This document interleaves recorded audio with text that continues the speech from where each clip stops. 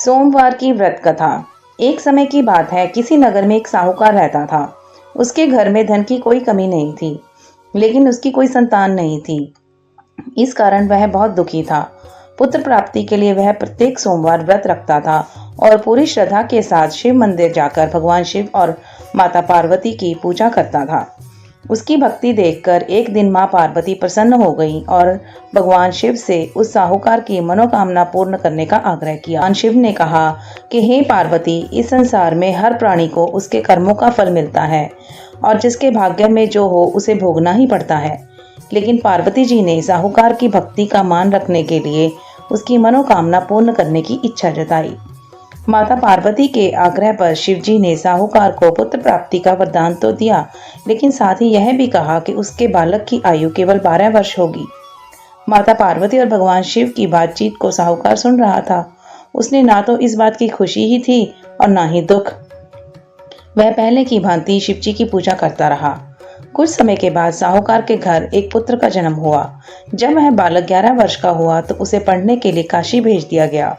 साहूकार ने पुत्र के मामा को बुलाकर उसे बहुत सारा धन दिया और कहा कि तुम इस बालक को काशी विद्या प्राप्ति के लिए ले जाओ और मार्ग में यज्ञ कराना।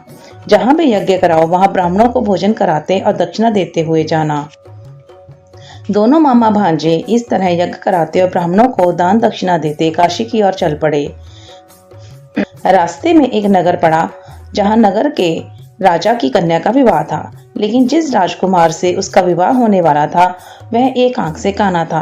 राजकुमार के पिता ने अपने पुत्र के काना होने की बात को छुपाने के लिए एक चाल सोची। साहूकार के पुत्र को देखकर उसके मन में एक विचार आया। उसने सोचा, क्यों ना इस लड़के को दूल्हा बनाकर राजकुमारी से विवाह करा दूं। विवाह के बाद इसको धन देकर विदा कर दूंगा और राजकुमारी को अपने नगर ले जाऊंगा। लड़के को दूल्हे के वस्त्र पहनाकर राजकुमारी से विवाह कर दिया गया, लेकिन साहूकार का पुत्र ईमानदार था। उसे यह बात न्याय संगत नहीं लगी। उसने अवसर पाकर राजकुमारी की चुन्नी के पल्ले पर लिखा कि तुम्हारा विवाह तो मेरे साथ हुआ है, लेकिन जिस राजकुमार के संग तुम्हें भेजा जाएगा वह एक आंख से काना है। मैं तो काशी पढ़ने जा रहा हूँ। जब राजकुमारी ने चुन्नी पर लिखी बात पढ़ी तो उसने अपने माता पिता को यह बात बताई। राजा ने अपनी पुत्री को विदा नहीं किया, जिससे बारात वापस चली गई। दूसरी ओर साहूकार का लड़का और उसके मामा काशी पहुंचे और वहां जाकर उन्होंने यज्ञ किया। जिस दिन लड़के की आयु 12 साल की हुई उसी दिन यज्ञ रखा गया। लड़के ने अपने मामा से कहा कि मेरी तबीयत कुछ ठीक नहीं है। मामा ने कहा कि तुम अंदर जाकर सो जाओ। शिवजी के वरदान अनुसार कुछ ही देर में उस बालक के प्राण निकल गए। मृत भांजे को देख उसके मामा ने विलाप शुरू किया। संयोगवश उसी समय शिवजी और माता पार्वती उधर से गुजर रहे थे। पार्वती ने भगवान से कहा, स्वामी, मुझे इसके रोने के स्वर सहन नहीं हो पा रहे। आप इस व्यक्ति के कष्ट को अवश्य दूर करें। जब शिवजी मृत बालक के समीप गए तो वह बोले कि यह उसी साहूकार का पुत्र है जिसे मैंने 12 वर्ष की आयु का वरदान दिया था। अब इसकी आयु पूरी हो चुकी है। लेकिन मातृभाव से विभोर माता पार्वती ने कहा, हे महादेव, आप इस बालक को और आयु देने की कृपा करें, अन्यथा इसके वियोग में इसके माता पिता भी तड़प तड़प कर मर जाएंगे। माता पार्वती के आग्रह पर भगवान शिव ने उस लड़के को जीवित होने का वरदान दिया। शिवजी की कृपा से वह लड़का जीवित हो गया। शिक्षा समाप्त करके लड़का मामा के साथ अपने नगर की ओर चल दिया। दोनों चलते हुए उसी नगर में पहुंचे जहां उसका विवाह हुआ था। उस नगर में भी उन्होंने यज्ञ का आयोजन किया।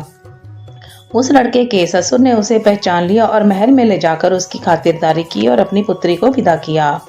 इधर साहूकार और उसके पत्नी भूखे प्यासे रहकर बेटे की प्रतीक्षा कर रहे थे। उन्होंने प्रण रखा था कि यदि उन्हें अपने बेटे की मृत्यु का समाचार मिला तो वह भी प्राण त्याग देंगे, परंतु अपने बेटे के जीवित होने का समाचार पाकर वह बेहद प्रसन्न हुए। उसी रात भगवान शिव ने व्यापारी के स्वप्न में आकर कहा, हे श्रेष्ठी, मैंने तेरे सोमवार के व्रत करने और व्रत कथा सुनने से प्रसन्न होकर तेरे पुत्र को लंबी आयु प्रदान की है। इसी प्रकार जो कोई सोमवार का व्रत करता है या कथा सुनता और पढ़ता है उसके सभी दुख दूर होते हैं और समस्त मनोकामनाएं पूर्ण होती हैं। हर हर महादेव।